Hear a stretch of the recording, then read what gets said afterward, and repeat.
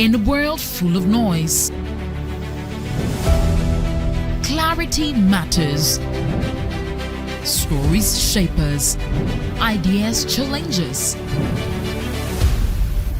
An honest dialogue moves us forward. The 2026 Mid-Year Budget Review. I am Kemini Amano. If you've been with us since 6 a.m. today, you're welcome back to the coverage of the Budget Review.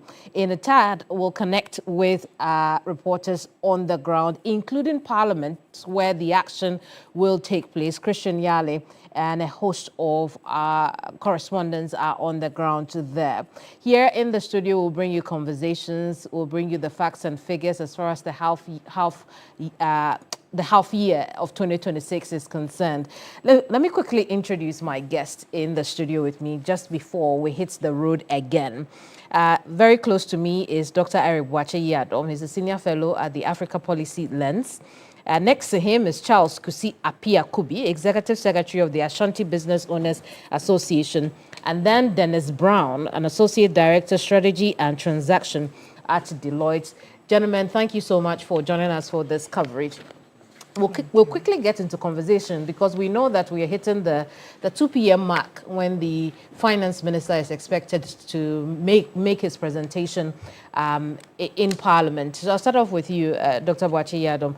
Everybody's been talking about the expectations for today's mid-year presentation.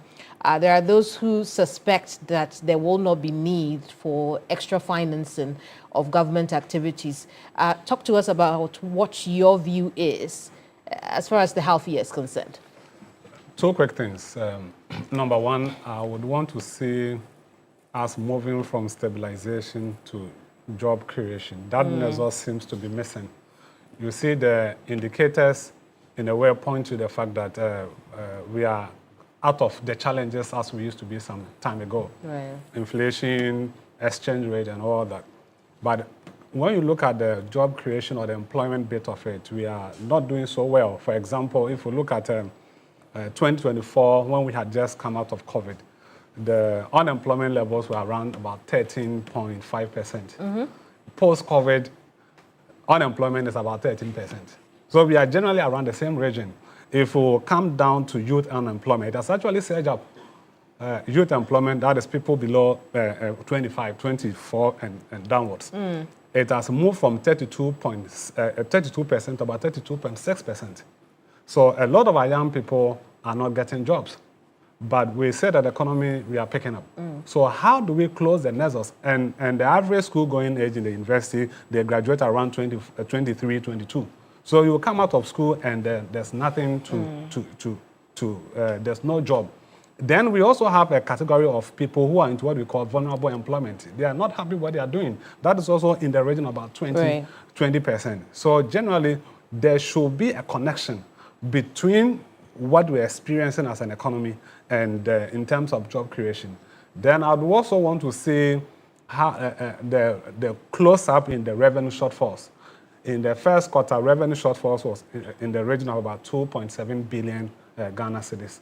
That the way that we are collecting revenue, to finance some of these developmental drive is not really living up to expectation. And one critical point is the oil revenue. I think government was too optimistic in pegging the oil revenue. And if we read the budget in table 15, in the composite budget, as compared to when you check table 50, they give the revenue, the oil revenue in dollars. Then in the appendix, they state it in cedis.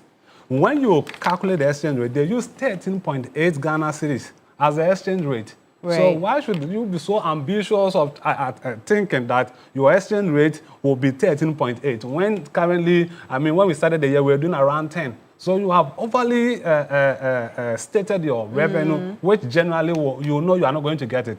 And also about the fact that the yield or the volumes are not living up to expectations. So I think government was generally optimistic in terms of revenue generation, and we expect that some of the figures will be revised. I see. I'll come back to you and take you up on some of the things that you've mentioned, but let's take initial comments also from Charles, because the Ashanti Business Association in particular has raised a number of concerns in this half year 2026. Right. And some of your concerns have bordered around customs and you know, the cost of doing business and the likes. Going into the presentation, what do you hope to see? All right, thank you, and good afternoon to your viewers. Javier, we've seen some great numbers. If you compare it to the projected target for 2026, I'll look at few economic indicators like inflation. Government was targeting 8% or plus, 2 minus percentage. We are doing about 5.3%, which is very important to us as businesses. What's reduction in inflation due to the ordinary Ghanaian is safeguard your disposable income, and as businesses, it's also protect our working capital. And that has been very successful because they've been able to manage our forex. You see, as traders and businesses, our biggest backbone is forex because of the environment we find ourselves. And in the healthy year, would you say that you've had some stability? Oh, yes. You know, when we saw dollar or forex coming down, our challenge was how will it be stable for us to be able to plan into the future? Right. And we can all attest to the fact that for about a year now, at least we can project our next business plan in the next 3 months because of stability.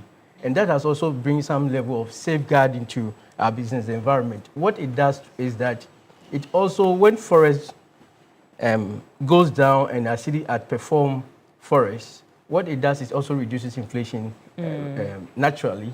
And when inflation is down, then Bank of Ghana have no other option to also review policy rates. Right. So over the period, we realize that Bank of Ghana have kept policy rate within 14%. And the positive effect is that Ghana reference rate also have come down within the range of 10%. Now it's about 10.59%. GRR, that's the Ghana reference rate, is a benchmark that banks also look at to lend to businesses. So if we're having a benchmark of about 10.59%, and banks have to add their risk premium even about 2%, that means that if your business is good, you should be lending from the bank within the range of 12 to 13%, which is a good indicator in terms of creating an environment for business to grow. Our concern, however, was that... I thought you were going to say it's reduced, but it's still high. No, for it's businesses. reduced. It's reduced, but it's so high. Like the Olivers, we always ask for more. Right. Differently. You see, however, posting these positive indicators, it's not the panacea to the challenges within the business environment. You realize that from March, government introduced the AI publican, which also offshoots cost of importing. Right. Of course, this also comes on plan because we never anticipated that government